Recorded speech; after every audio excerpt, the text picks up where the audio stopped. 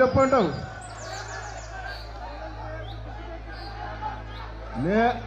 అమ్మా నేను ఇయ్యలే, నేను కడియం శ్రీహరిక అప్పుడు ఎమ్మెల్యే టికెట్ ఇప్పించింది నేనే.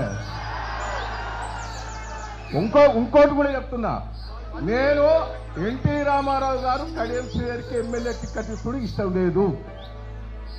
వాస్తవంగా నేనే బతలాడి ఎన్టీ రామారావు గారికి టికెట్ ఇప్పించింది నేనే. రెండోది ఇది కూడా చెప్తున్నా, వినయ్ చెప్తాడు, మంత్రి కూడా దయాకర్ నీకు వచ్చేటట్టు లేదు క్యాస్ట్ ఈక్వేషన్ అంటే కడియం శ్రీహరికి ఏంటని బతలాడి ఇప్పించింది కూడా నేనే. వింటానవా? ఓడగొట్టే దాంట్లో కూడా మొదటోని నేనే ఉంటా.